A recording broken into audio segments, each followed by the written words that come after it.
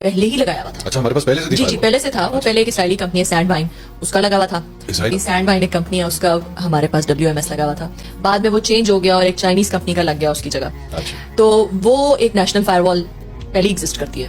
अब नई फायरवॉल आई है, तो सबसे पहला तो एज ए कंसर्न सिटीजन मेरे दिमाग में सवाल आता है कि फायरवॉल की क्या जरूरत थी, वो फायरवॉल्स क्यों हैं, क्यों क्या की क्या जरूरत है। अब पीटीए के पास नहीं है, पीटीए नहीं ओन कर रहा है, MOI-TTD नहीं ओन करी, तो किसकी फायरवॉल है, कौन लगा रहा है। तो ये सवाल आते हैं एज अ कंसर्न सिटीजन, पहली बात। दूसरी बात जो है वो याद है चले लग भी गई, नहीं कुछ लग रहा है, कुछ आ रहा है, तो किसने डिजाइन किया भाई। मतलब बेसिक दुनिया में लगती है, दुनिया में नेशनल फायरवॉल्स हैं डिफरेंट मुल्कों में, एक तो एक ही होती है, दो नहीं होती, बट अगर है एक लग भी गई और तो उसमें इंटरनेट का ये हाल तो नहीं होता ना जो हमारे मुल्क में हुआ है। तो इसका मतलब है कि कहीं ना कहीं somebody made a huge error, उसकी राइट साइजिंग नहीं हुई, उसका प्रॉपर डिजाइन नहीं हुआ, प्रॉपर एक्सपर्ट्स नहीं एंगेज हुए।